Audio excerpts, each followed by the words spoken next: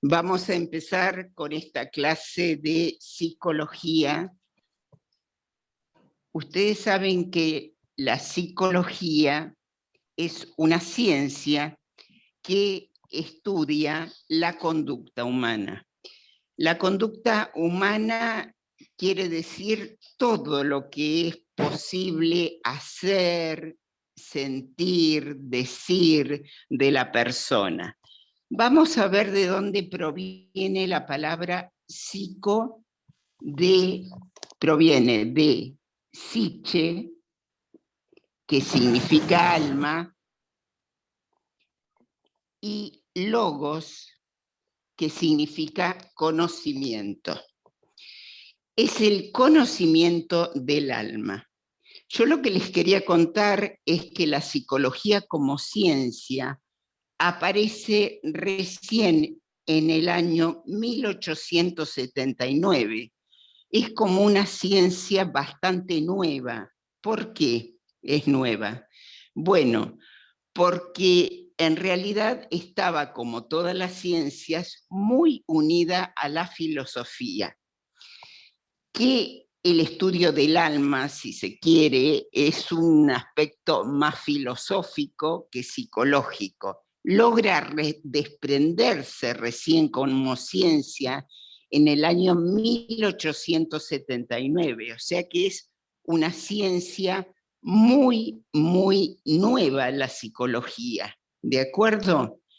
Fíjense, tenía que tener para hacer ciencia un objeto de estudio, que es el alma precisamente. Hay alguien que no tiene silenciado su micrófono. Entonces, para hacer ciencia hay que tener un objeto de estudio y métodos.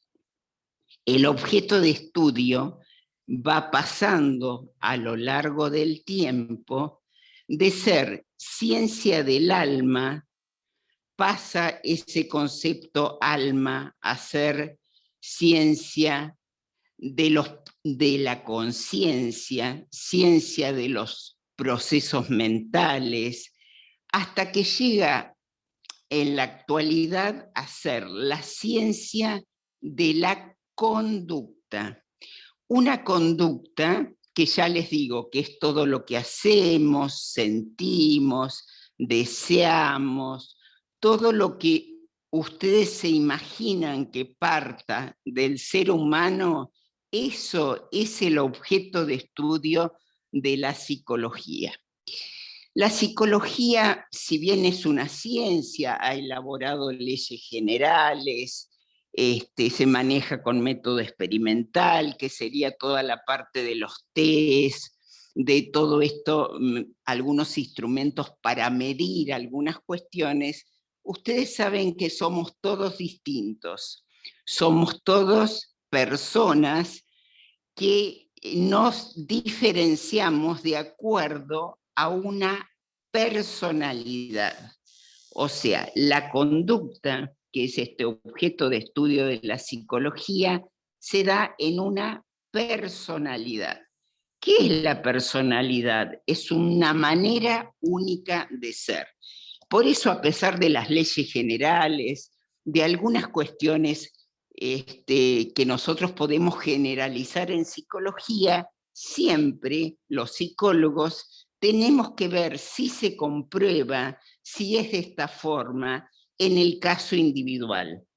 Por ejemplo, un psicólogo clínico tiene que ver, puede tener como pacientes dos personas anoréxicas y con personalidades completamente distintas, con el mismo síntoma, como decimos nosotros, pero con una personalidad diferente. Así que el objeto de estudio de la psicología es la conducta que se da en una personalidad, en un contexto social, cultural, individual, determinado. ¿De acuerdo? Es decir, la conducta del hombre tiene sentido de acuerdo a las circunstancias, al momento.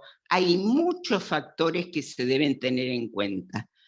Yo les puedo contar algo que hice esta mañana, pero ya está sacado de contexto, ¿entienden? Nosotros para entender la psicología la tenemos que entender desde esta parte social, cultural, el momento en el cual se está desarrollando para que tenga un sentido. La psicología, además de objeto para hacer ciencia, tiene que tener métodos, ¿sí? Tal es así que en el año 1879 el método que permitió a Wundt convertirla en ciencia era el método experimental. Se pudo empezar a medir alguna cuestión, alguna conciencia, algún proceso mental. También tiene el método de la introspección, que se llama, es decir, esta posibilidad de autoobservación, la extrospección, cuando nosotros observamos las conductas de los demás, o sea, los métodos son la extrospección, la introspección, el método experimental y el método clínico. Para que la psicología haya evolucionado como una ciencia, en realidad fue debido a los, perdón, a los distintos paradigmas que se van dando a lo largo de los tiempos. Es decir, por ejemplo, nuestro momento evolutivo, esto de la tercera edad, de la adultez mayor, vieron cómo estamos con un cambio de paradigma. La ciencia de la psicología, desde los inicios como estudio del alma, se fue modificando de acuerdo a distintos paradigmas que fueron surgiendo.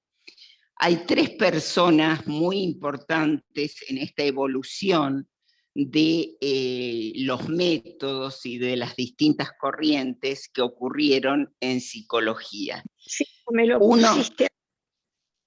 fue Darwin, con su evolución de las especies. Si nosotros con Darwin podemos entender que él rompe con alguna cuestión que venía siendo psicológica, porque él empieza a hablar del instinto. La parte animal en psicología, hay una psicología que se llama comparada, una rama de la psicología, que es la psicología animal, donde se estudia todo esto instintivo del animal. Pero se pretendió estudiar la conducta humana como algo instintivo, como algo que surgía en el hombre sin darle esta particularidad que ocurre en cada una. Pero Darwin hace un corte en lo que es la conciencia y lo que es la introspección en un primer momento en la psicología. Otro fue Pablo. Ustedes a Pablo lo deben haber escuchado, los perros de Pablo son muy famosos. Él entra a estudiar que instintivamente un perro, cuando se le presenta alimento, saliva. Bueno, toca una campana al mismo tiempo que se le presenta el alimento, entonces el perro, ¿qué es lo que hace? Bueno, entra a salivar cuando se toca la campana sin presentar el alimento. Entonces empiezan a estudiarse los reflejos condicionados y así él hace un cambio muy grande. También en la psicología surge el conductismo, surge una de las escuelas que después se las voy a nombrar. Y otro que también cambia los paradigmas de manera muy importante fue Freud, Sigmund Freud. Hasta este momento se hablaba del hombre como una persona consciente, donde el aspecto más importante de su vida precisamente era la conciencia, era todo lo que podía reflexionar, todo lo que podía pensar, todo esto que es cierto que lo estudia la psicología, pero llega Freud y dice, cuidado, acá hay un aspecto de toda la mente, digamos, de toda la parte psíquica del sujeto, que es inconsciente. Él habla del inconsciente. ¿Qué es esta parte inconsciente? Es la parte más importante del aparato psíquico y que en realidad no tenemos acceso a esa parte consciente. Entonces, fíjense, desde una omnipotencia que se puede estar pensando de la persona como que controlaba toda su conducta y que la parte consciente era la mejor, aparece Freud y empieza a hablar de los sueños, de los actos fallidos, de los lapsus, de las equivocaciones de la persona, de los chistes, y empieza a hablar de inconsciente y de represión, que seguramente lo vamos a desarrollar en cualquier momento, estos temas que son muy interesantes. Entonces también rompe con todo un esquema, con todo un paradigma de que el hombre es la conciencia, la reflexión, la lógica, sino que habla de una lógica inconsciente que no tiene nada que ver con la lógica que ustedes conocen. Aparecen en 1879 las escuelas o sistemas en psicología. Una es el estructuralismo, que así empieza la psicología como ciencia, con Wundt. El estructuralismo es el que estudiaba la conciencia. Luego aparece el funcionalismo, donde ya empieza de alguna manera a estudiarse los procesos, o sea, se le empieza a dar movimiento a esta conciencia. Aparece el conductismo, acá muy importante Pablo, con todas sus experiencias.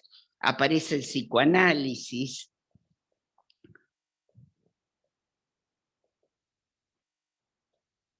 con Freud.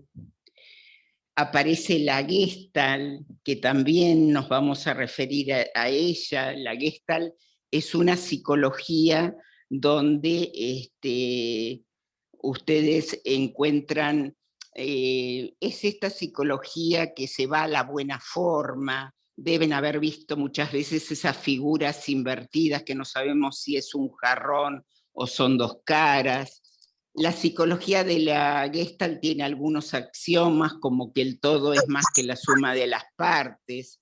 Por ejemplo, 1 más 1 es igual a 2, y esto no ese 2 es una totalidad que tiene un significado particular.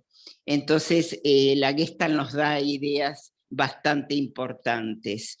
Entre el psicoanálisis y el conductismo surge, los viejos alumnos lo van a entender, alguien que, otro sistema que se llama la tercera fuerza, que es toda la parte humanística. Bueno.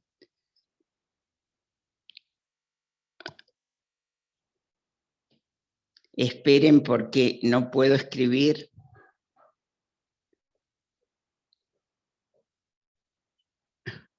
A ver si me puedo ir de ese pizarrón, Bocha.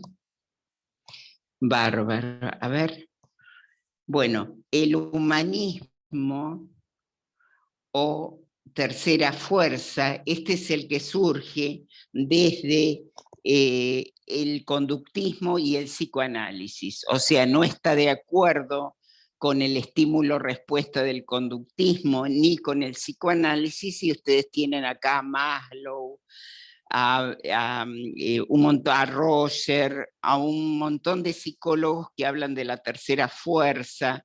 Es quien nos plantea el sentido de vida, por ejemplo, que tratamos la clase anterior. O sea, aquí tienen toda otra rama de la psicología y todo un nuevo paradigma como para ir evolucionando e ir cambiando algunas ideas. Porque lo importante de este curso que están haciendo ustedes tiene algunos objetivos muy personales en el fondo, además de los objetivos que yo tuve que escribir para presentar como proyecto. Tiene el objetivo que ustedes se conozcan un poquito más. O sea, el autoconocimiento, esto que tiene mucho que ver con ese método que yo les nombré de la introspección. ¿Para qué conocerse un poquito más? Porque en la medida que ustedes se conozcan un poquito más, se van a comunicar con los demás desde un lugar más sano. Comunicarse con los demás desde un lugar más sano implica mejores vínculos con aquellas personas que nos tocan en la vida, ¿sí? Y otro objetivo fundamental que tampoco está escrito, pero que tiene que ver con esto de la conducta que estudia la psicología, es que ustedes abran su mente. ¿Qué significa? Que en realidad, después de cada clase, lo importante es que ustedes puedan pensar alguna idea desde otro lugar, alguna cuestión desde otro lugar, que hayan aprendido que hay que ser flexibles con las ideas. Fíjense cómo a lo largo de la historia de cualquier ciencia, los distintos paradigmas van haciendo que haya representantes y la gente se mueva desde un lado, desde otro, pueda tener conocimientos desde otros lados. Entonces, un poco nuestro objetivo como psicólogos es poder describir la conducta humana, describirla, poder explicarla, poder predecirla y poder cambiarla en la medida de lo posible si realmente se trata de conductas enfermas, de conductas que hay que cambiar, ayudarle al otro a que cambie, a que modifique su conducta. Es un poco el objetivo de toda la psicología y por supuesto de los psicólogos clínicos. La psicología tiene distintas áreas, o sea, todo lo que hace el hombre puede ser estudiado por la psicología. Ustedes tienen la psicología educativa, que acá hay muchas docentes, ex docentes, tienen la psicología laboral, tienen la psicología forense, tienen la psicología social, tienen la psicología clínica. Bueno, hay infinidad, ¿sí? Hay infinidad realmente de ramas de la psicología. Ustedes las deben haber, o las escuchan, o hay alguna cuestión bastante nueva, como por ejemplo la psicología cognitiva. ¿Para qué les digo todo esto? Les estoy diciendo todo esto porque en realidad también desde cuando ustedes tienen que elegir un psicólogo para sus vidas, en realidad se tienen que ubicar en qué tipo de psicólogo quieren. Es decir, no es lo mismo ir a un psicoanalista que ir a un psicólogo cognitivo. Entonces averigüen ustedes la corriente o cómo se maneja este psicólogo. ¿Por qué? Y bueno, porque el tratamiento y las posibilidades de ese tratamiento van a ser algo muy importante, y por ahí ustedes van pensando que el psicólogo se va a manejar de determinada manera y el psicólogo no se maneja de la manera que ustedes piensen. Entonces es muy importante para la elección de un psicólogo, si es algo puntual que yo quiero resolver, si en realidad quiero hacer un conocimiento de mí mismo a lo largo de mi historia, si en realidad me puede servir algo más inmediato, una solución más inmediata que me ayude a obtener el psicólogo. Un buen psicólogo nunca les va a decir qué es lo que tienen que hacer o dejar de hacer, pero sí los va a orientar para que esta parte sea lo mejor para ustedes y obtengan de manera óptima esta cuestión. Bueno, mucho más para decir de esta introducción de la psicología, pero de alguna manera, no sé si habrán anotado preguntas, ahora vamos a ir a seguir la clase como siempre.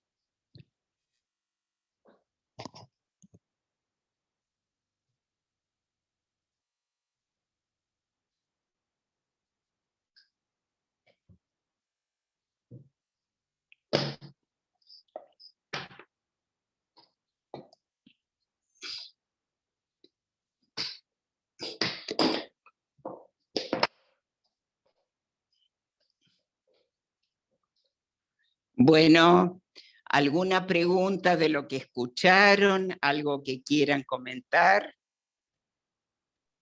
Hola, soy Silvia y quería preguntarle, mucho gusto, Marta, es la primera vez Hola, que... ¿qué tal, La Silvia? otra vez estuve viendo unas entrevistas suyas por YouTube y la clase anterior, me encantó, así que muchas gracias. Bueno, mi pregunta es la siguiente, ¿qué diferencia, si es que la hay, entre inconsciente y subconsciente? Bueno, en realidad son términos que se usan indistintamente. Los psicólogos no usamos subconsciente generalmente, usamos inconsciente, preconsciente y consciente. Lo consciente es el aquí y el ahora. Esto de este momento, si están todos en clase, que espero que sí, esto es la conciencia, ¿sí? Lo preconsciente sería si yo, Silvia, te pregunto, ¿qué almorzaste hoy al mediodía? A un material que vos no tenías en tu conciencia, en el aquí y el ahora, pero que baja, decimos los psicólogos, fácilmente a la conciencia con un estímulo como es mi pregunta. Y el inconsciente es este aspecto al que no tenemos acceso directamente, sino que se manifiesta cuando estoy durmiendo y sueño, por ejemplo, cuando me equivoco al hablar, al escribir, cuando hago un chiste, donde hay un mecanismo que era el que yo decía que se los iba a explicar en algún momento, que imagínate que es un dique que es la represión, ¿sí? Que traba todo un montón de contenido que de alguna manera es inconsciente por distintas razones. Al inconsciente se va todo aquello desagradable en la vida, reprimido, lo que no terminamos de elaborar, bueno, un montón de cuestiones. Y bueno, lo importante es que ese inconsciente, cuando vas a un psicoanalista, por ejemplo, ¿cuál es la tarea? Hacer consciente lo inconsciente. No sé, Silvia, si te respondí. Perfecto, ahora me quedó claro y ahora entiendo un poco mejor lo que es la psicología. Muchas gracias, Marta. Bueno, no, por favor, Alicia, adelante. Marta, ¿qué diferencia hay hay diferencia entre el psicoanálisis y una sesión de psicología? ¿Y por qué elijo una u otra? Por ejemplo, a ver, si vos tenés una fobia, yo te diría que elijas un psicólogo cognitivo. ¿Por qué? Porque te va a ayudar rápido a salir de esta fobia. Ahora, un psicoanalista no es que no te va a ayudar y mucho más que un cognitivo, pero a largo plazo. ¿Está? Y quizás tu fobia impida que vos salgas a la calle, por ejemplo. Entonces vos tenés como que resolver primero lo inmediato, ponerle una fobia, te estoy diciendo de un síntoma bravo. Otra cuestión es que vos también en la vida vayas, por ejemplo, los psicólogos saben ustedes que vamos permanentemente a terapia. A mí me encanta, es una aventura de conocerse, digo yo. Es como una aventura, pero eso por mi profesión, ¿de acuerdo? No todo el mundo tiene que hacer terapia, esto también es otra realidad. ¿Está? Pero vos podés hacer terapia como para vivir mejor, a ver, como para vivir Claro. más óptimamente, ¿sí? Sin una problemática, que en realidad, bueno, en mi consultorio son muchas de estas terapias, gente que quiere vivir mejor, ¿no? Sí. No sé si te Gracias. respondí, Alicia. Perfecto, Marta, gracias. El psicoanálisis es una profundidad mucho más grande, por eso dura muchos años, una terapia psicoanalítica, donde ese desovillar un inconsciente es una tarea muy ardua y bueno, muy costosa en todo sentido, muy costosa, ¿eh? Y la persona tiene que estar muy dispuesta a esto. ¿De acuerdo, Alicia? Sí, Nita, adelante. Yo una pregunta. ¿En qué por ejemplo, los actos fallidos que dice, que a veces uno dice una cosa y, por ejemplo, cuando nombra a los hijos, que me equivoco, nombro al más chico y es para el mayor, y así. ¿Eso tiene que ver también en el psicoanálisis? Mucho, Nita. O sea, precisamente él demostró la existencia del inconsciente, lo puso como una cualidad psíquica, primero lo había puesto como una estructura, precisamente es su forma de demostrar que hay una parte psíquica que no manejamos. Fíjense, algo que nos pasa a todos los sueños, que tenemos unos sueños que ustedes no se lo explican ni por la lógica pueden concluir, hay veces que uno se da cuenta, pero hay tantos elementos que intervienen en un sueño y eso es muy analizado por los psicoanalistas. Pero sí, tiene que ver todo lo que sea equivocación tiene que ver con el psicoanálisis, con lo que descubrió Freud, con el inconsciente, no con el psicoanálisis. Marta, Sí, Graciela. te quiero hacer una pregunta que no recuerdo. ¿A qué edad se manifiesta el inconsciente? Porque yo tengo un nieto de 2 años y medio y se despierta llorando. ¿Puede ser que haya tenido algún sueño en el inconsciente y tiene miedo, se despierta llorando? ¿A qué edad? Sí, Graciela, es en realidad siendo una cualidad psíquica, te imaginas que hay psicoanalistas que te hablan de un psiquismo fetal. Así que yo te estoy hablando de un inconsciente desde siempre también, para algunos psicoanalistas. O sea que sí, y los Bien. chiquitos sueñan, por supuesto. Sí. Marta, Ujú. Marta, Sí, Alicia, ¿el psicólogo cognitivo es lo sí. mismo que el psicólogo conductual? Cognitivo-conductual, generalmente se asocian, sí, Alicia, sí, digamos, puede haber alguna diferencia. Actualmente, fíjate que se usa más lo cognitivo, ¿no? Pero hay psicólogos que te dicen cognitivo-conductual, o sea, tiene que ver más con esto de trabajarte una idea, por ejemplo, o que vos puedas mediante una ejercitación poder salir de algún lugar, ¿entendés? Como algo mucho más dirigido. Un psicoanalista no te va a decir nunca esto, ¿eh? El conductual es como que es a término. Y el Claro. cognitivo puede ser que el problema que vos tengas en tu problema cognitivo. Entonces sigue un Claro, porque en tratamiento. realidad el cognitivo, viste, también es muy reciente como psicólogo. Fíjate que es el que estudia las estructuras cognitivas y cómo esto también va cambiando, pero en realidad el tratamiento que te da, a ver, es conductual. No sé Ah, si me entendés. sí. El conductual es a término, te indica determinadas pautas que Ahí tenés que está, ahí está, cumplir. es como más dirigido, a ver, me parece, es como más dirigido. Sí, ¿eh? sí. Y generalmente ahí está asociado esto. Bien, gracias.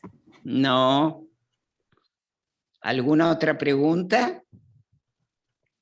Bueno, ¿les gustó la metodología nueva? Vamos a ver si la letra no fue la óptima, pero bueno, ya vendrán tiempos mejores. Bueno, entonces, si no hay más preguntas de esta pequeña introducción, vamos a Carlos Garaycochea. Yo creo que Susana Fieres quería hacer una aclaración de la clase anterior. Susana, ¿querés hacerla?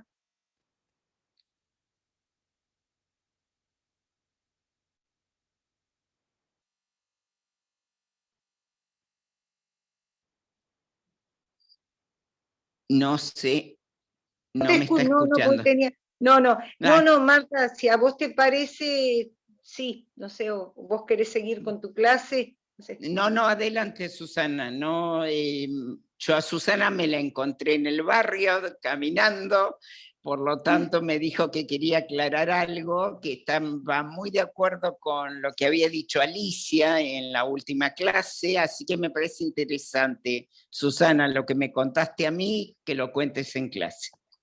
Bueno, lo que pasa que cuando hablaron de las huellas que dejan, directamente trabajaron sobre los hijos, lo que ha dejado los abuelos, los padres. Entonces, yo estando en casa, pensé, digo, bueno, los que no tenemos hijos, no podemos dejar huellas entonces. Yo creo que se dejan huellas de muchas formas, ¿no es cierto? Es decir, desde muchos aspectos.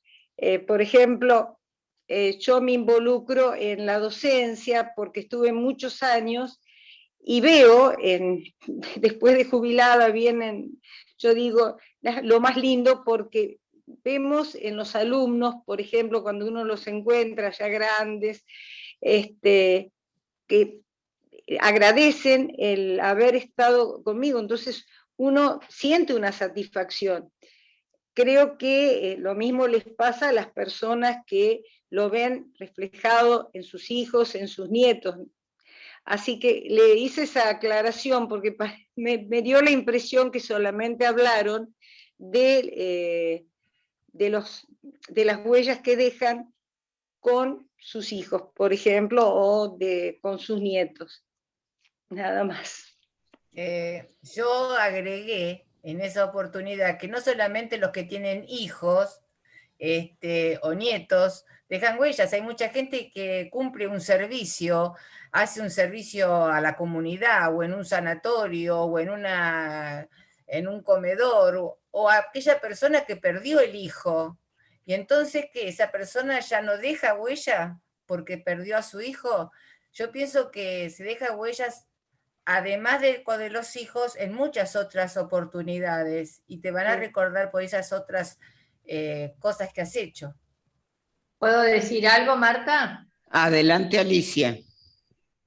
Bueno, yo no estuve en la clase, pero me interesó mucho esto que dijo Susana, porque yo me crié mucho con dos tías que eran solteras, y a cada palabra que pronunciamos o que hablamos o que comentamos están siempre presentes en toda la familia, porque también mis hijos, mi esposo, mi cuñada, todos compartimos con ellas. Eran muy sabias, nos enseñaron muchísimo, una era docente, la otra no, y yo creo que no porque no tuvieran hijos, no dejaron huellas. Para mí fueron muy importantes en mi vida. Y bueno, yo estoy de acuerdo con lo que dice Susana. No sé si está de más lo que digo porque no estuve en la clase. No, nunca está de más, Alicia, y todo sirve todo sirve para aprender entre todas y para aclarar. Yo centré, me parece que fue el error, centrar el sentido de la vida en los hijos. Dije que generalmente la gente que tiene hijos centra su sentido de vida. Pero quiero aclarar algo, porque quizás fue muchas veces cuando uno habla, en realidad enfatiza algo y no es tan así tampoco, ¿eh? Yo lo dije de esa forma, me parece que por eso se generó esto. Ustedes sepan que el sentido de vida es algo personal, así como hoy hablé de la conducta y de la personalidad, es decir, todos estamos en clase en este momento. Sin embargo, siempre, a ver, Alicia Pérez, si yo fuera mosquita y estuviera en la cabecita de todos ustedes, cada uno está viviendo la clase a su manera. Bueno, exactamente igual es el sentido de vida. ¿Qué significa? Que cada una de ustedes, por más que el sentido de vida sean los hijos, y acá las chicas nos expusieron muy bien desde un servicio, la docencia, esta mujer, Susana, les habla de la docencia, pero yo sé que tiene otros sentidos de vida muy, muy, muy hermosos. Entonces, a ver, el sentido de vida es personal, es particular. Eso es lo que descubre los psicólogos humanistas en cuanto al sentido de vida. ¿Qué quiere decir? Quiere decir, siempre les digo lo mismo, estamos todos en clase. Si yo les pido a cada uno de ustedes que me digan qué captaron de la primera parte de la clase, seguro que voy a tener, ¿cuántos son en este momento? 27 respuestas distintas. ¿Está? Bueno, piensen esto en el sentido de vida. El sentido de vida es personal. Es personal. Cada uno tiene su sentido de vida. Por supuesto, si a alguien se le murió el hijo, no es que, bueno, es algo terrible, pero no, sigue viviendo y sigue con otros, esta cuestión de poder canalizar toda su energía psíquica hacia otras cuestiones que también nos permite comprobar que va elaborando este dolor tan insoportable. Entonces, el sentido de vida es único y es particular. Bueno, ahora sí empezamos con Garaycochea.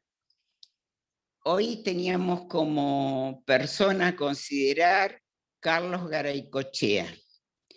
Carlos Garaycochea es humorista, gráfico, escritor, guionista, maestro y artista plástico argentino.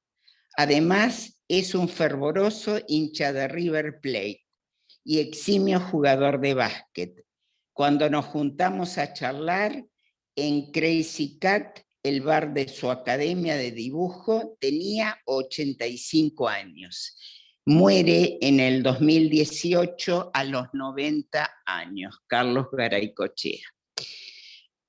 ¿Qué es lo que, a ver quién quiere empezar, qué es lo que más les gustó o les impactó de Carlos Garaycochea? Bueno, puedo empezar. Yo soy Silvia. Dale, Silvia. Me encantó porque hubo dos artículos que leímos, uno sobre el balance y otro sobre Garaycochea, ¿no? Y la verdad que yo no recordaba que había fallecido, estuve buscando un poco sobre él, y bueno, lo que más me impactó era lo que estaban hablando recién sobre las huellas, que todos en alguna manera dejamos huellas.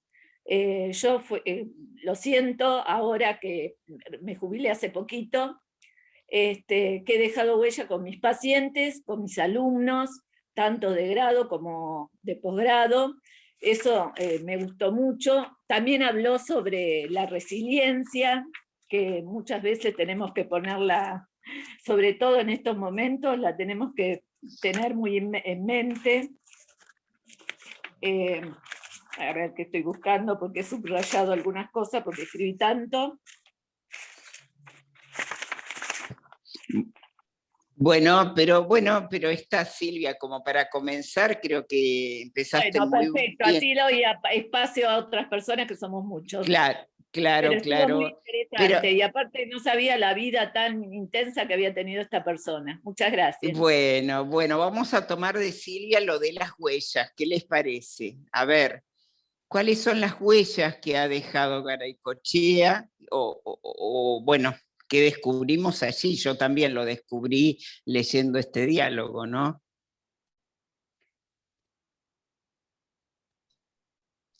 Y toda su obra, tanto humorística como la pintura, y también, bueno, él hizo Café con Ser, yo lo fui a ver en alguna oportunidad, Café con Ser era muy bueno en Café con Bien, Ser.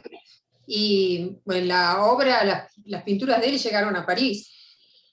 bien. Exponer en el lugar que expuso en París es un lugar grande, y bueno, expuso solo, por lo que dice, fueron solo sus obras allí. Y de las obras, Bien. lo que más me encantó como curiosidad fue el reloj que giraba al revés, con Qué las bien, agujas. ¿eh?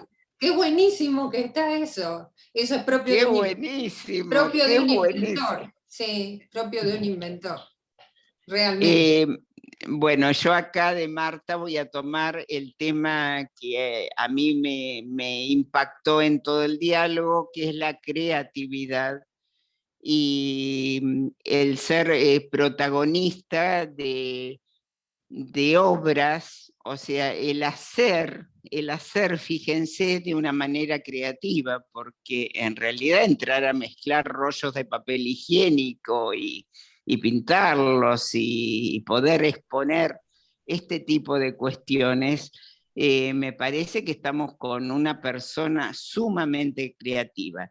Y se los quiero relacionar mucho con lo psicológico en el sentido de que todos tenemos la posibilidad de la creatividad.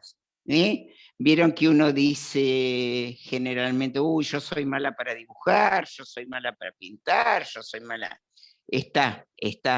Creo que hay dones particulares, sin embargo, la creatividad puede ser uno de los aspectos que no nos han favorecido en este transcurso de la vida que hemos tenido para desarrollar la creatividad que no es exclusiva de niños, jóvenes y adultos, sino que podemos los adultos mayores también, ¿eh? No es de un tiempo evolutivo, es una posibilidad humana y muchísimos autores la ponen como una de las características de personalidad madura. Porque para ser creativo hay que estar confiado, hay que ser espontáneo, hay que animarse, atreverse.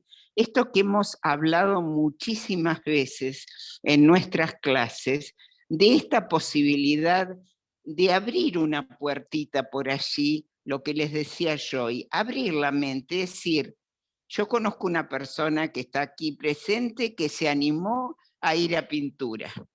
Entonces, a ver, realmente hay que aplaudirla. ¿Por qué hay que aplaudirla? Porque lo está intentando. Si nosotros no queremos ser Dalí o Picasso, porque evidentemente ese talento no tenemos, pero sí tenemos la parte creativa. Es esto de no cerrar la puerta porque yo no puedo, porque soy grande, porque a ver, es una manera de no intentar algo, ¿sí? No intentarlo por las dudas. Yo debo intentarlo, debo animarme. Si no me gusta, si veo que realmente me cansan las clases de pintura, si realmente no puedo expresar nada ante un lienzo blanco, me pongo de mal humor y no puedo hacer una raya, bueno, listo, no voy más. ¿Qué es lo que pierden? Absolutamente nada, y lo intentaron. Generalmente la gente que intenta cosas nuevas a esta edad, muchos descubren que hasta podrían haber nacido para pintar, supónganse, pero en realidad nunca se les estimuló esta parte. ¿Está? Entonces, esto me parece que también hay que destacarlo en Garaycochea. ¿Qué hacen los chinos con los viejos? Él lo explica. ¿Y qué hacemos nosotros con los viejos? A ver, Estela. Habilitate el micrófono, Estela.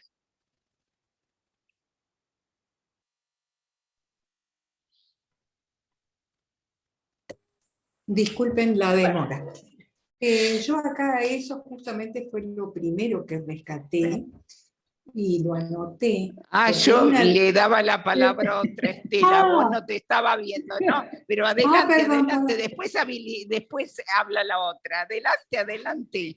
Por favor, es que no veo a todas yo. Adelante, adelante, Estela. Lo que pasa con los chinos respetan mucho a las personas mayores, mucho.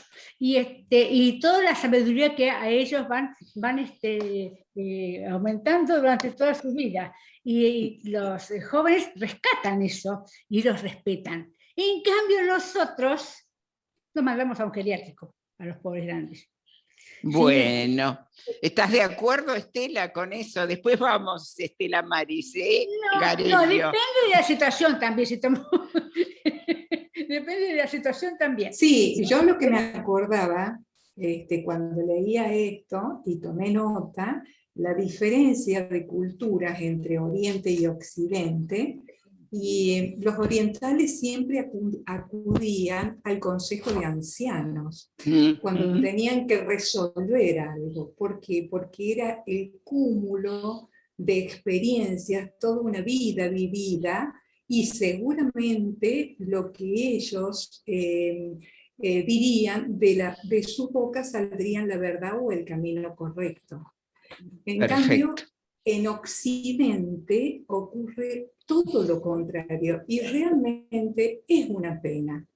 Porque, bueno, yo por las caritas que estoy viendo, ya más o menos me doy cuenta que en su gran mayoría son personas que se han jubilado en forma reciente y que ahora disponen de tiempo para autodescubrirse. Pero no obstante, aquellos que seguimos relacionados con la gente joven, bueno, la gente joven acude a la gente mayor en forma individual, no en forma, socialmente no está aceptado, pero en forma individual recurren a nosotros para hacernos preguntas. Y bueno, es una diferencia de cultura, ¿no? Pero es una lástima. Nosotros nos mandan al geriátrico y creo que tenemos mucho rollo todavía para autodesafiarnos, salir de la zona de confort y autodescubrirnos, ¿no? Bueno, eso.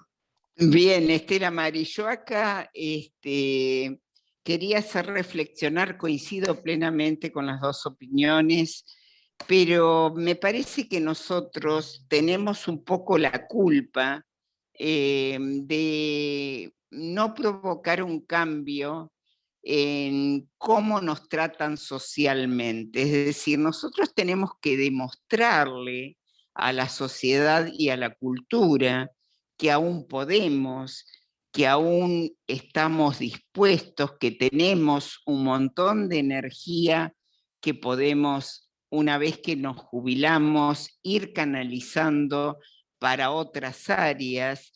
Y por supuesto, me parece que se está produciendo un cambio. Ayer leía un artículo en La Nación, que se los voy a preparar para la próxima clase, de adultenses, nos llaman a estas personas de adultenses, fíjense, o adolescencia o adultenses, como que realmente ya no nos pueden llamar viejos, no nos pueden llamar adultos mayores, es como que estamos siendo una población cada vez somos más y estamos bien. con los achaques propios de un cuerpo que va envejeciendo, pero bueno, como hay más medicación, como hay más control y un montón de cosas, nunca ha habido una población de nuestra edad tan sana también dentro de las dificultades que tenemos.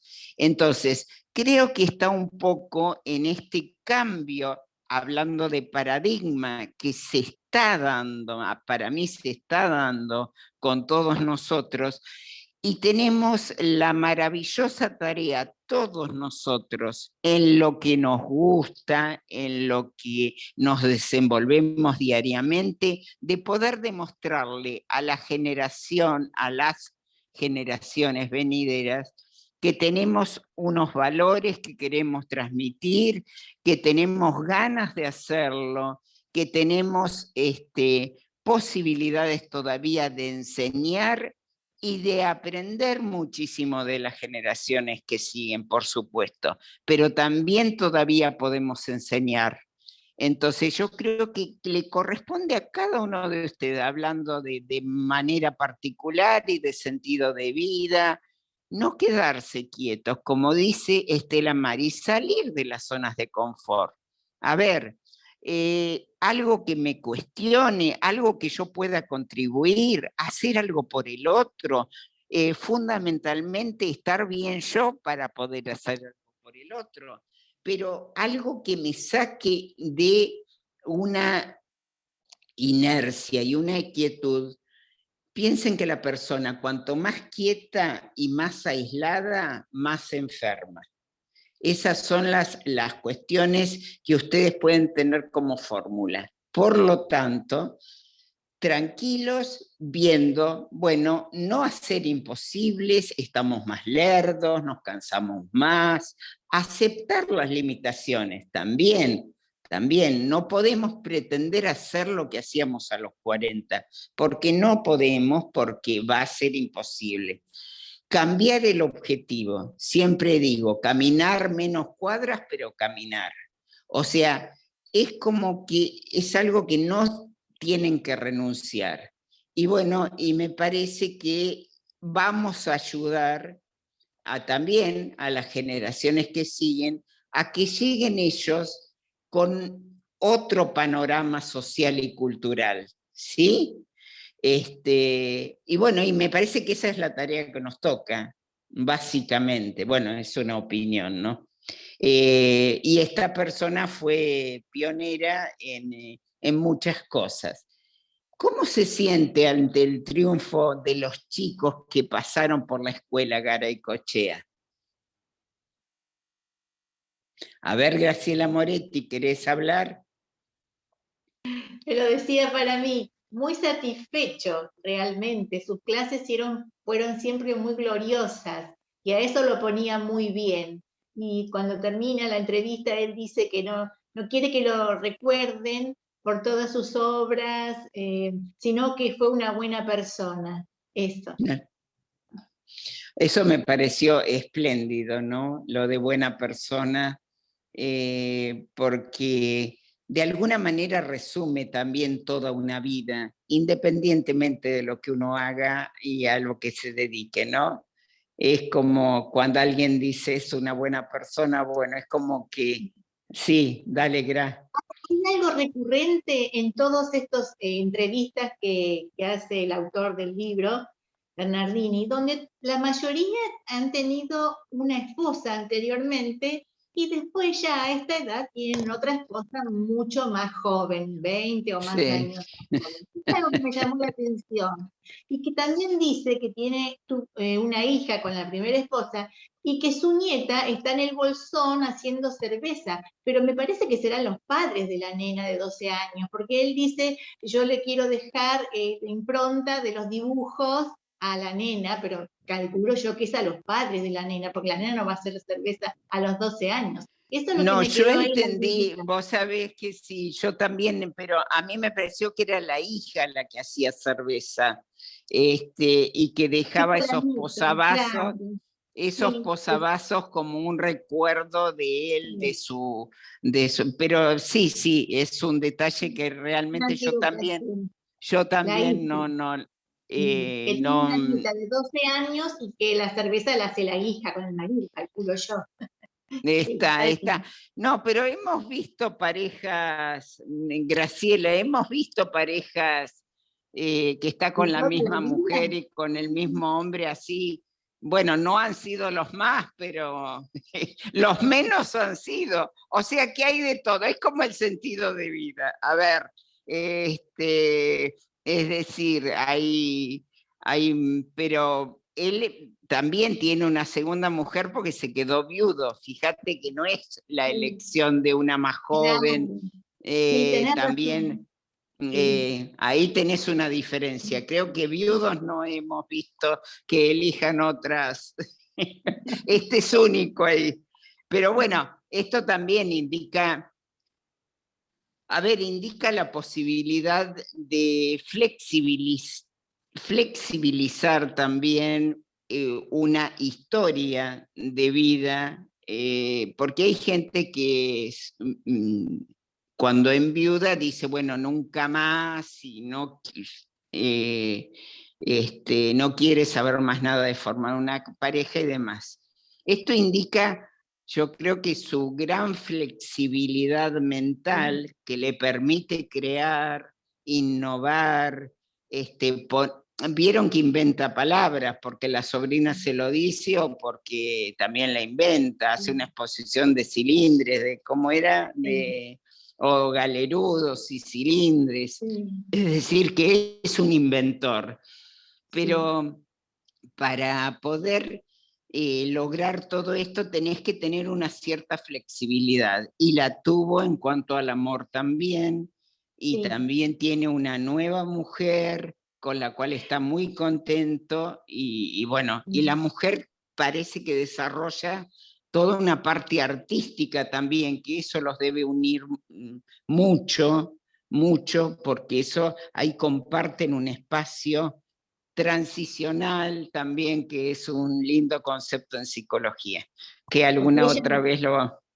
Ella no tiene hijos, pero lo que es recurrente es que han tenido mujeres más jóvenes. Eso sí, estos señores, viste, que hemos entrevistado, que han entrevistado, cuando han tenido una segunda mujer, siempre más joven, nunca de la misma edad. Está Estela Maris, ahora sí, Estela Maris Garela. A ver, eso de buscar parejas más jóvenes, no sé exactamente a qué personalidades se refieren, pero bueno, no importa. Yo lo relaciono también a que cuando algo se vuelve tóxico, porque él lo manifiesta, dice juntarse con células sanas. Yo supongo que son las neuronas, es decir, cuando uno se junta con personas que son, que tienen buena energía, buena vibra, que no nos hablan constantemente de enfermedades, de achaques, de malaria. Entonces, eso también es bueno, porque uno se reactiva y puede mirar para adelante, como dice acá, visualizar un futuro en colores, pero no esperándolo sentado de brazos cruzados, sino hacer el esfuerzo para que ese futuro de colores sea posible de realizarse. Y bueno, y estar en la búsqueda constante, buscando algo, autogenerarlo, hacer que sea factible, dice él, no desde una postura infantil, vuelvo a repetir, como esperando que digamos que caiga del cielo, sino autogenerarlo. Y tal vez esto de la pareja, no en este caso porque él enviudó, pero muchas veces alguno de los dos se estanca un poquito y se vuelve un poquito tóxico, y a lo mejor el otro también tiene que buscar otros horizontes, pero eso se me ocurre a mí, no sé, como una suposición. Sí, Estela, sí, yo creo que estás, en realidad, nuevamente, hay infinitas posibilidades de vinculación y por distintos motivos, y además culturalmente aceptado está, justo ahora me propusieron hacerme una nota sobre una abuela de 90 y pico de años que ha sido bailarina y que ella usa Tinder y busca, no sé si la han leído, bueno, por ahí después se los mando en el grupo porque está muy interesante, también van a venirme a hacer una nota por lo psicológico y le van a hacer una nota a una sexóloga también. A ver, esta mujer busca gente joven, ¿sí? Para relacionarse. No le interesa que esta persona esté mucho con ella quiere tener una relación sexual satisfactoria. Bueno, evidentemente me van a hacer la nota porque en realidad que una mujer de 90 y pico de años busque uno de 40 es insólito, Graciela, y en realidad los diálogos que hemos visto, es cierto, fíjate que han sido todos hombres que buscan mujeres más jóvenes. No, es una constante en el libro, tenés mucha razón, no son todos, pero sí, Norma. No, con esto de la mujer joven, quería tomar una frase que él dice, que a mí me hace pensar que él se siente más joven de lo que es. Porque en un momento a él le dicen, lo que hace teniendo tantos años. Y él contesta, claro. ¿Por qué teniendo tantos años? Exacto, porque cómo expone teniendo tantos años también, le preguntan, ¿por qué expone? Claro. Sí. Y él dice, ¿por qué teniendo tantos años? Exacto, o sea, exacto. Que me da a mí es que él se siente, y por su hacer, ¿no? Más allá de su creatividad, que es muy grande, pero su creatividad es muy grande y su hacer es muy grande. Es un hacer de alguien, en la experiencia general, de alguien muy joven. Entonces me parece que él se siente como mucho más joven de lo que es. Más allá de que habla de su edad y admite su edad y todo, ¿no? Pero me parece que en su esencia se siente más joven. Yo creo que hay una palabra, Norma, que él usa, me parece que en más de una oportunidad, que es revolucionario, y que me parece que en realidad tiene como un aspecto de rebeldía ante lo impuesto, como podría ser el tiempo y un reloj que marque las horas para determinado lado. Fíjense que inventa un reloj donde van las agujas para otro lado.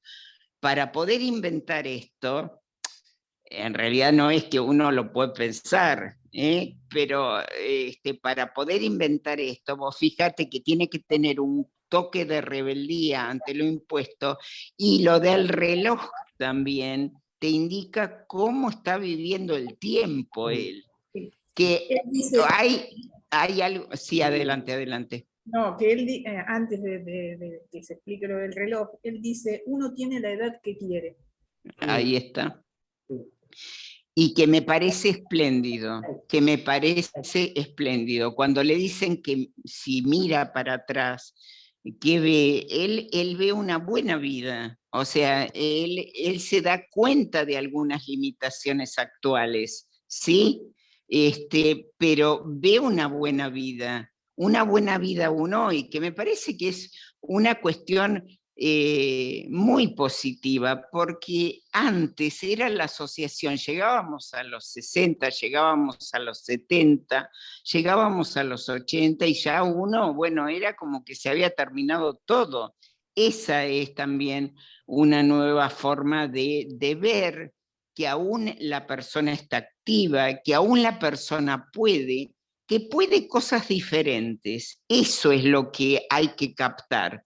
Y lo que hay que hacer es el cambio de objetivos. Pero me parece que Garaycochea lo pinta tal cual en sus diálogos, ¿no? Me parece que está perfecto esto. Sinita, adelante. Además, lo que dice el autor, dice que disfrutar del sol.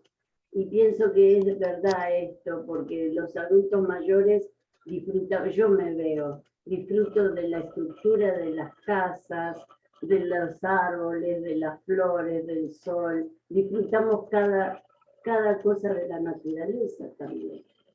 Ahora nos damos cuenta, yo me veo cuando camino por las calles, que presto más atención a todo, me dicen mis hijos, pero vos mirás todo, sí, lo trato.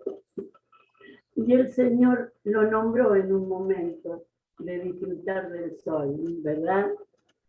El escritor y autor. Está, Nita. ¿Sí querías decir algo, Graciela? Me quedó muy grabada la frase, ya no sacamos la lotería al nacer, porque es un acto que para que se dé, se tiene que juntar el óvulo con no siempre se da, o sea que eso me quedó como que digo que es un milagro que estemos vivos. Precioso, sí, sí, tal cual. Voy a tomar de Nita lo del disfrute. Fíjense que hay una posibilidad a esta edad de disfrutar tiempos, por ejemplo, que antes no pudimos disfrutar. Estábamos demasiado ocupados con hijos chicos, con llevarlos, traerlos, ponerlos. Es decir, hay algo... Bueno, hay algo que interfiere, pero hay algo muy importante en cuanto al disfrute. Ustedes, este es un aspecto muy a tener en cuenta en esta edad. ¿Qué es lo que me produce disfrute a mí? Puedo disfrutar este pasear bajo la lluvia de hoy, no mucho, porque si se mojan mucho y se resfrían, por ahí tenemos un problema, pero por ahí al que le guste, saco un paraguas y disfruto un poco. No sé quién tiene habilitado el micrófono, hay unas interferencias interesantes. A ver. Entonces, la palabra disfrute yo la pondría disfrutar, ¿sí? Disfrutar en este momento, disfrutar que nos podemos levantar de la cama, disfrutar que estamos en clase, disfrutar de estos pequeños, grandes detalles que en realidad se nos pasaron por alto, porque estábamos demasiado ocupados. Estábamos demasiado ocupados. Si ustedes se pueden disfrutar lo que vayan a comer ahora, cuando termine la clase, el mate que se vayan a tomar, el té que se vayan a hacer, disfrutar lo mínimo, porque poderlo hacer, poderse levantar de la cama, tener ganas de estar en una clase, todo esto hay que disfrutar. Lo pequeño, porque en realidad de lo pequeño está hecha la vida.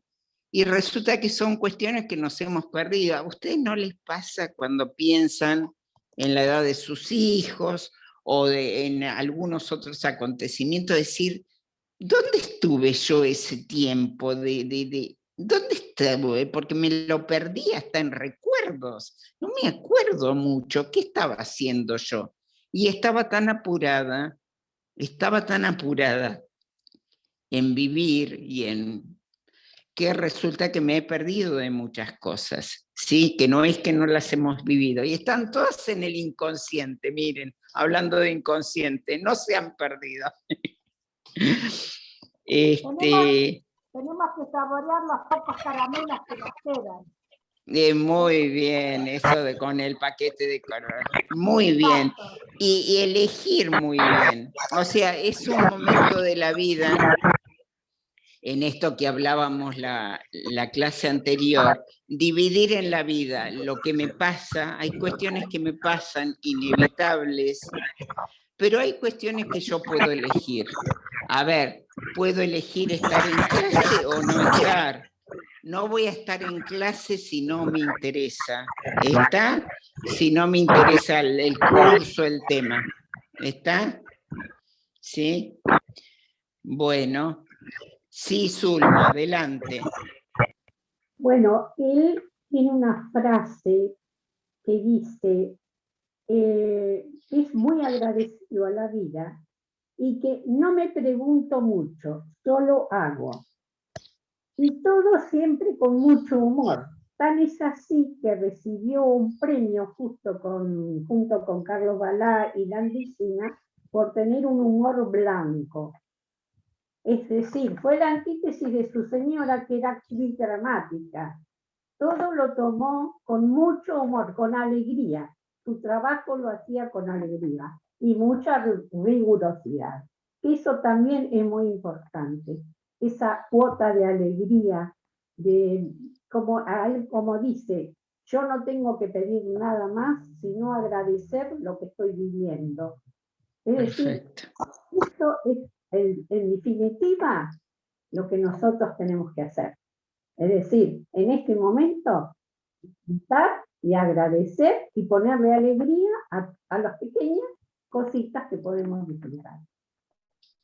Perfecto, Zulma. Vamos a tomar de Zulma el humor, la alegría, diciendo que en realidad sí hay una interferencia importante, ¿no?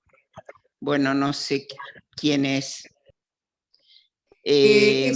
Zulma suele tener, ahí lo desactivo, perfecto. Ahí está. Bueno, en realidad de Zulma vamos a tomar lo del humor, lo de la alegría. Quienes han estado en clase otros años saben que también es otra característica de personalidad madura, el hecho de ponerle una cuota de humor hasta los momentos más difíciles, ¿no? Este humor que nos ayuda a transitar algunas situaciones muy, muy conmovedoras, muy difíciles.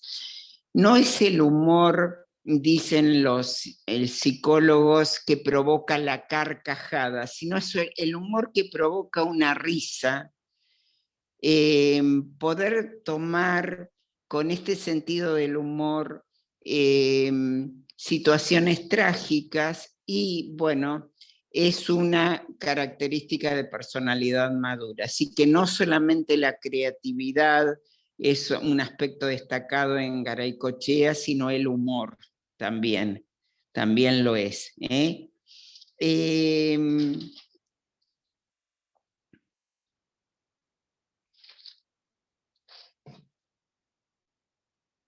¿Qué prefiere hacer él? ¿Pintar, escribir o hacer números? Pintar, creo que es. Pintar. Sí. Sí. ¿El paso de los años lo ve como ganancia o como pérdida? Como ganancia. Como ganancia. Como ganancia, perfecto. Sí, obvio. Claro. Porque, a ver, Marta, ¿te animás? ¿O Adriana? Sí, acá hay una frase que él dice, se envejece como se vive.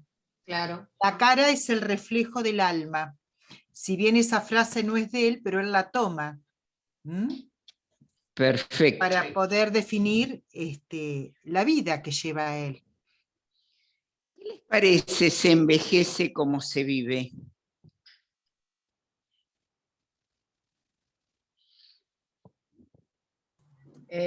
Marta, sí.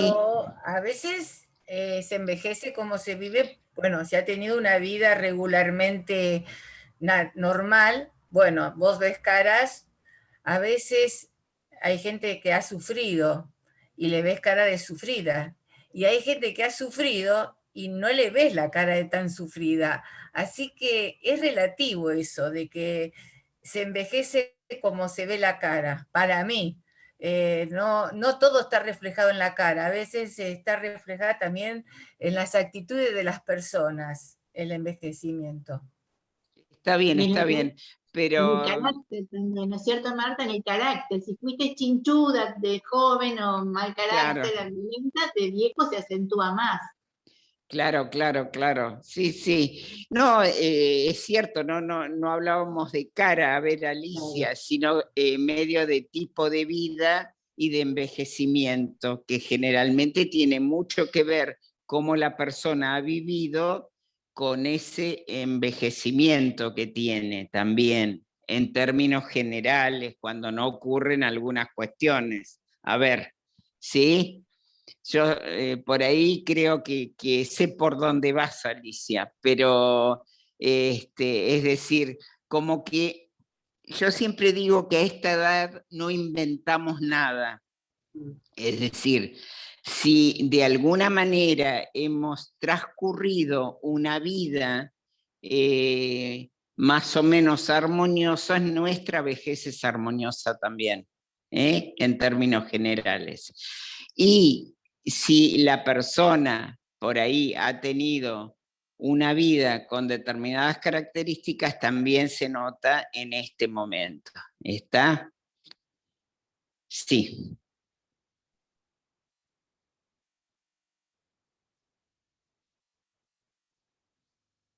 ¿Puedo, Martita? Dale, dale, Pilar. No Yo te creo veo, que... por eso ahora te veo. Está, Sí, está, sí.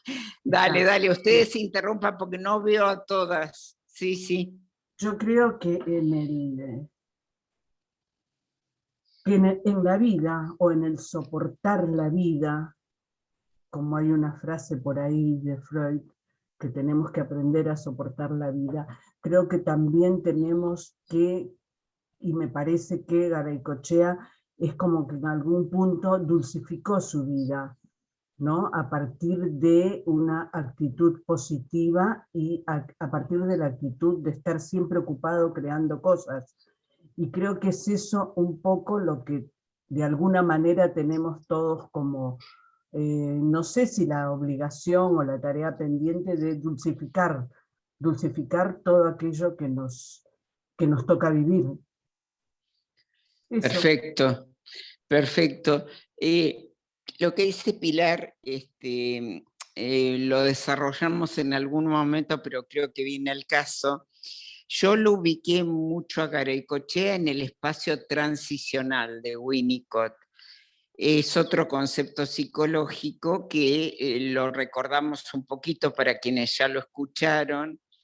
Winnicott habla de una realidad objetiva o de un espacio objetivo que podría ser el espacio que está fuera de nosotros, ¿sí? De un espacio subjetivo que es nuestro mundo interno y de un mundo transicional que es intermedio entre lo objetivo y lo subjetivo.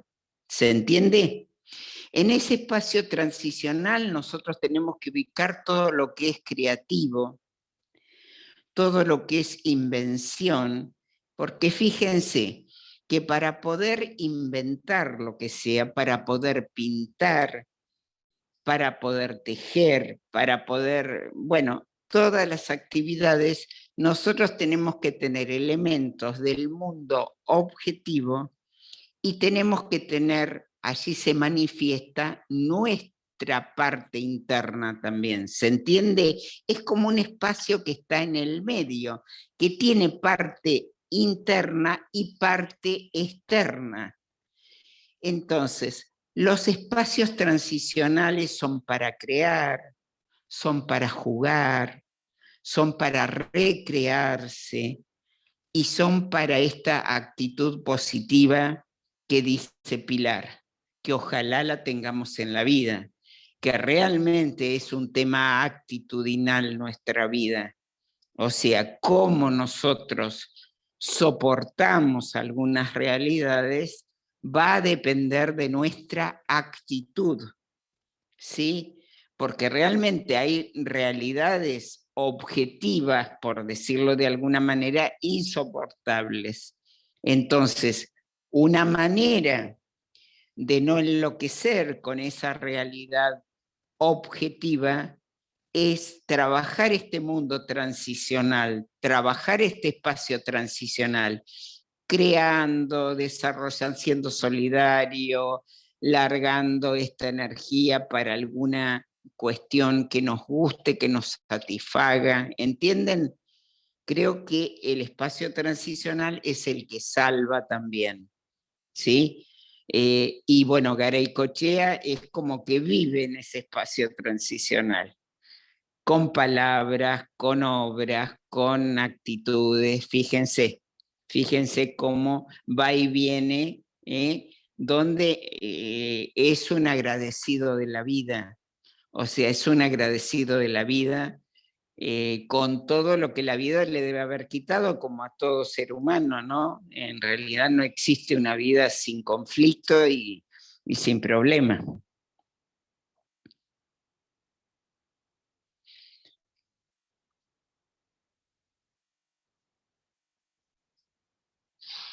¿Puedo hablar? Sí, adelante, adelante Alicia. Él habla en una parte que ilustró, yo siempre voy con la música, ¿no? A mi manera, que es una canción. Sí. Es bellísima, no puede ser más linda. Entonces él dice que está muy ligado a su vida, la letra de esa canción. Y bueno, con eso me parece que hacemos una síntesis de lo que él vivió y de lo que él disfrutó de la vida, porque la verdad que de acuerdo a todo lo que dice acá, disfrutó de la vida. Y me encantó lo que dijo Graciela, que esa parte también me gustó mucho, que con toda su trayectoria, él dice que le gusta que lo recuerden como que era un buen tipo. A mí eso me pareció, no sé. Sí, eso puede ser la síntesis. Sí, tal cual. No sé, pareciera como que era una persona dentro de todo humilde. No lo conocía, así que no lo puedo, pero da esa imagen, ¿no? Esa es la huella que dejó. Tal cual. Sí, la humildad está, yo creo que se refleja, Alicia, se refleja en todo el diálogo. Es una persona que no se la cree como omnipotente, ¿no? Que no ha sido, por más que haya tenido, ha participado, leía yo, de un montón de programas de televisión, ha sido guionista, bueno, en fin, tiene una obra muy grande en todo sentido, y bueno, podría ser un creído, y podría tener una autoestima exagerada, y no, al contrario, tiene habla de que era amigo de Caló y de García Ferrer, de Heredia, no era de cualquiera, amigo de cualquiera, eran genios como él. Y podía haber sido él más, digamos, no sé, poco humilde. Y sin embargo, no sé, a mí me pareció que reflejó eso, este comentario. Perfecto. Él dice que es consciente que no le queda mucha lana en el ovillo. ¿Pensó en ese ovillo con poca lana? Le pregunta Bernardini. A ver. Sí, Norma. Sí, pero a su vez tiene una frase que él dice que si me lo permiten disfrutaré toda la vida. O sea, como que se ubica en un tiempo de la vida que no es la última etapa. A su vez dice... Exacto. Sí, no. Evidentemente no tiene presente, pasado y futuro como por ahí lo pensamos todos, sino que está viviendo mucho el presente y no anticipa un futuro como catastrófico o un futuro peor de lo que está en la actualidad, o que está bueno, o sea, reconociendo sus limitaciones, porque también hay otra parte que dice, sus 80 son muy distintos a los 70, le pregunta. ¿Y qué dice ahí? A ver. No. Que sí, que son distintos. A los 70 jugaba al básquet, a los 80 con las operaciones que tiene no puede hacerlo. Claro. Y fíjense que esto también lo comentamos siempre, como el cuerpo es el encargado de demostrarnos mucho este paso del tiempo, las limitaciones corporales, pero acá viene la sabiduría, porque también él nombra mucho la palabra sabiduría, ¿vieron? Parece que sabe que nosotros nos llamamos perlas en sabiduría. No, pobre, ya no sabe porque ya está muerto, pero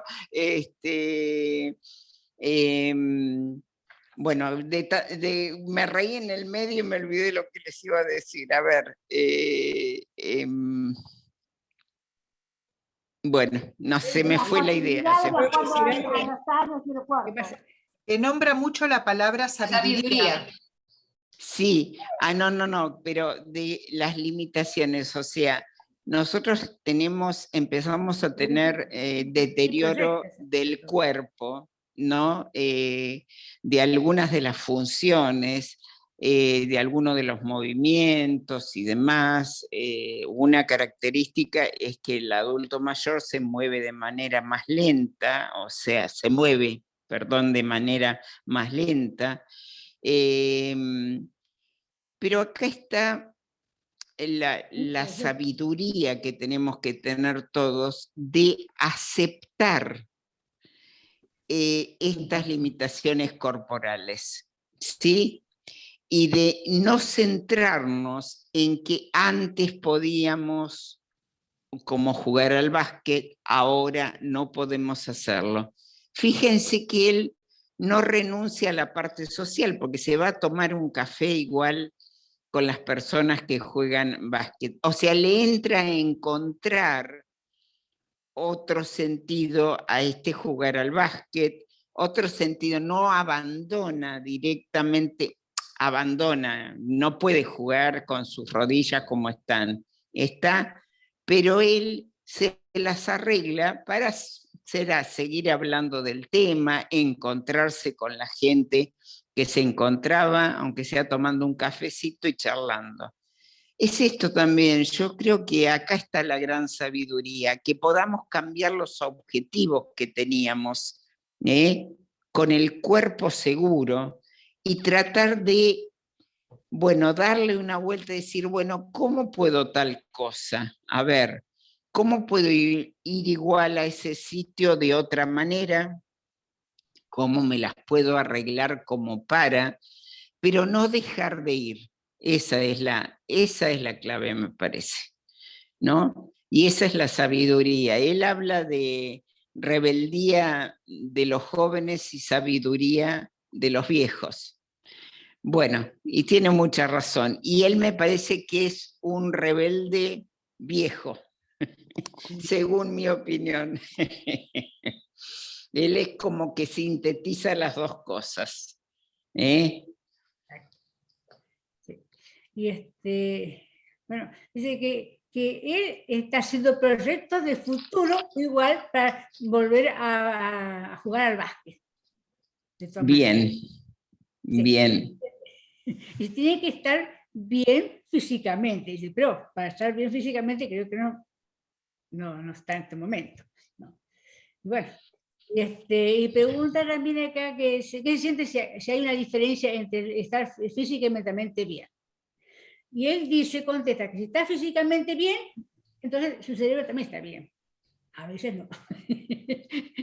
A veces no puede estar. En eso hay una... es lo que quiere hacer, es lo que quiere vivir. Se siente de esa manera, ¿no? Se siente bien, bien con su vida, consigo mismo y con lo que hace por los demás. Ve a gente de 88 años jugando al básquet, como un amigo de él, y que el nieto dice que lo va a ver siempre y lo aplaude. Y quisiera hacer eso también, que lo aplaude. Bueno, es esta cierta nostalgia por lo que pude hacer. Lo importante también acá en lo que está diciendo Estela es que uno no se instale en el recuerdo como algo que, bueno, ya no puede hacer y qué pena y que esta cuestión de, bueno, regodearse en un cierto sufrimiento, porque lógicamente no podemos lo de los 40, lo de los 50, no se puede. Entonces, no instalarse allí en ese sufrimiento medida de lo posible. Sí recordarlo, sí verlo como, pero ver la posibilidad en este momento de otras cosas, ¿sí? De otras actividades que a mí me permitan, ya les digo, creo que tenemos tiempos distintos, modos distintos, posibilidad de relacionarnos distinta, más tiempo para estar con el otro desde otros lugares, en fin, tiempo de viajar, tiempo de conectarme, de comunicarme. Por eso es lo que yo les decía al comienzo de la clase, conocerme un poco más para comunicarme un poco mejor con el otro y para abrir la mente, que esto no significa que no vaya a haber problemas en la vida, por favor. Todos sabemos que los problemas existen y seríamos muy hipócritas de decir que no hay problemas. El tema es cómo abordamos ese problema, o sea, cómo nos paramos ante esa problemática y cómo la vamos pudiendo caminar a la problemática. Piensen que estamos en un momento de pérdidas, bueno, y algunas muy significativas, pero si no, las pérdidas cotidianas, esto de no ver como veíamos antes, de no movernos como nos movíamos antes, son todas pérdidas. Entonces, ante la pérdida, bueno, la resiliencia, como se nombró por allí, ante la pérdida, decir, bueno, ¿qué hago con esto? A ver, ¿me instalo acá y entro a llorar porque no veo como antes? ¿O voy al oculista y me pongo las pilas y me cambio las lentes y podré nuevamente más o menos ver y saber que lo voy perdiendo? Y bueno, sí, y aceptar. Un año trabajamos mucho la palabra aceptación, ¿no? Que creo que también es clave en nuestro momento evolutivo. Aceptar. Y es muy difícil, es muy difícil. A ver. Cuando la pandemia, al principio de la pandemia, hablamos Claro, mucho de la aceptación. De la aceptación. Ahora, hablando también en lo que decía Estela, somos un todo, cuerpo, mente y espíritu. A ver, cuando nosotros tenemos mal el cuerpo, evidentemente, ¿vieron? Les duele la cabeza un día, evidentemente no tienen ganas de nada. Somos un todo, ¿está? Acá tiene que haber una cierta coherencia entre lo que pienso, siento, me muevo. Esto indica una conducta normal de la persona, pero somos un todo. Es decir, no es que mi físico ande por un lado y mi mente ande por el otro. Por eso lo que me pasa físicamente, si yo puedo tener una actitud como positiva, como por ahí decían ustedes, y bueno, evidentemente la voy a poder soportar y estar mejor, ¿no? ¿Cómo se toman las decisiones, le pregunta Bernardini, con la cabeza o con el corazón? Hablando de mente y cuerpo y espíritu. A ver qué les parece. Los políticos con la cabeza. Con la cabeza contesta, claro. No. Los políticos. Obviamente. Si son políticas con la cabeza. Claro. No. Que son la promesa de los políticos con sus actuaciones. No sería popular. ¿Les parece que los políticos toman con la cabeza? No sé con qué la no. La verdad que mejor que no entremos en el tema, no me quiero meter en política. A ver, no entramos. Mejor vamos a tener la clase en paz. Pero él la tenía muy clara, Marta, él la tenía muy clara por lo que dice. Sí. Pero bueno, habla también cuando se le había dado por armar algunas, no sé, serían esculturas o algunas cuestiones donde, ¿qué ponía en vez de corazón? A ver, me lo asocié con eso. Una muela o un dentista. A ver, Norma. Según la profesión. Bueno, Susana. Sí, yo perdón, digo que según la profesión era. Según si era un odontólogo ponía una muela, si era un carpintero ponía un serrucho, claro, él lo miraba desde ese punto de vista. Claro, perfecto. Pero fíjense qué unión, ¿no? Qué unión que hacía donde en vez de corazón se los quería relacionar con esto de la mente, el cuerpo y la espiritualidad de cada uno, ponía en ese corazón, bueno, él decía para él un lápiz, ¿no? Que él se había hecho algo con un lápiz o el dentista con la muela. Pero fíjense la unión que hace y que evidentemente las decisiones son de acuerdo a un todo de la persona, ¿no? Interviene todo, o tendría que intervenir todo. Bueno, algo más sobre algo que les haya quedado. Él dice, Marta, que hay un confer que no funciona. Y nosotros lo padecemos eso, en la radio que escuchamos, en la tele. Es increíble cómo tenemos que escuchar a las personas que tienen una autoridad en un noticiero o en la radio, cómo se expresan, no se guardan nada, no hay un respeto. Yo parezco de otra época, pero es muy molesto, ¿no es cierto, Marta? Antes por lo menos había un confer de cierta manera, y él lo recalca eso. Se extraña que hay un confer que no funciona. Sí, sí, esto de poder poner una limitación, ¿no, Graciela? Te estás refiriendo a que cualquiera dice cualquier cosa, o sea, a mí lo que me llama mucho la atención de notas televisivas o radiales es que se llama a personas, qué sé yo, hablar sobre, hablando del amor, supónganse, y bueno, la llaman a Moria Kazan, que opine sobre el amor, que está bien que opine sobre el amor Moria Kazan, pero tendrían que llamar a personas que han estudiado, o sea, ella te puede hablar de su vivencia, ¿no? Uy, se cortó, me parece, se tildó un poquito. Entonces, sí, lo que dice Graciela es una realidad. Creo que hay que poner limitaciones a algunas cuestiones, ¿no? Pero bueno, que no nos corresponde a nosotros ni tenemos la oportunidad de hacerlo. Marta, lo que vos decís es porque eso vende, esto es lo que les importa a ellos. Claro, claro. Sí, es así.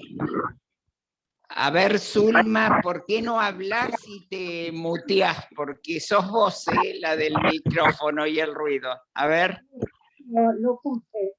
No, que a mí me encantó este sentido del humor que tiene en cuanto al traspaso del tiempo.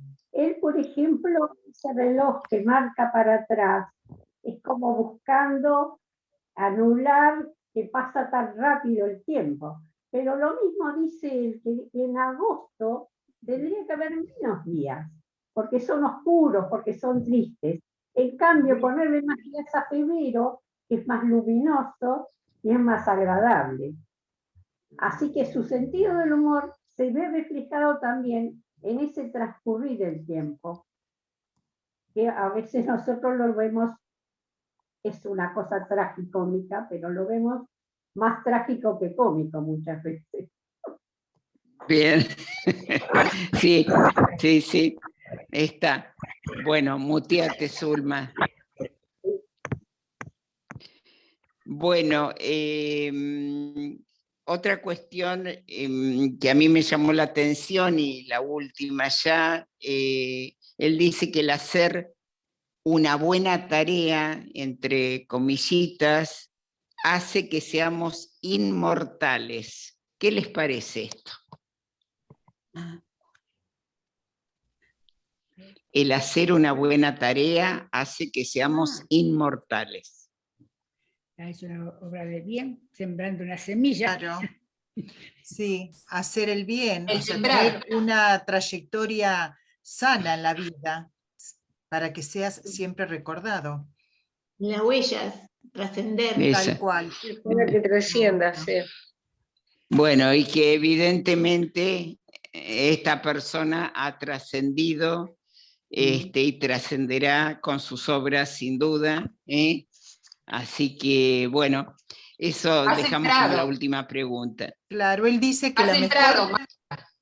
Exacto, la mejor religión la hace uno portándose bien, cuando le preguntan sobre la religión. Bien, y esto de ser una buena persona, ¿no?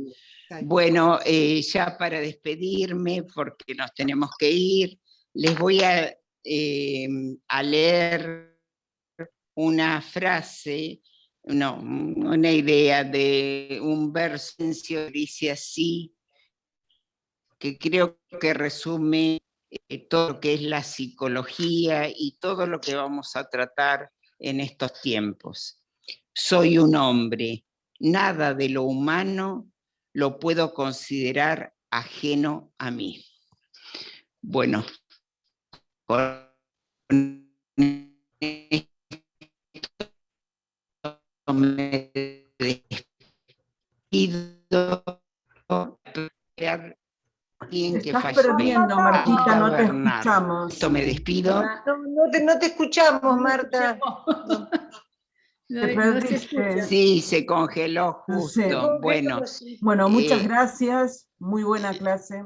Gracias, Pilar. Se las leo nuevamente, se las leo o escucharon la frase. La frase sí la escuchamos. Sí, bueno, Zulma, muteate el micrófono, Zulma. Marta, ¿la podés repetir, por favor? Soy un hombre, nada de lo humano lo puedo considerar ajeno a mí. Es un verso de Terencio. Y decirles que en la próxima clase que nos vamos a encontrar, les mando el material el 27, nos encontramos el 4 de mayo así, vamos a comentar a Hilda Bernard, que falleció hoy. Sí. Justo la vamos a comentar, falleció a los 101 años y también tiene un diálogo interesantísimo con Bernardini. Bueno, me despido, buen tiempo para todas, que estén muy bien. Gracias, Marta. Hasta la próxima. Gracias. Chao.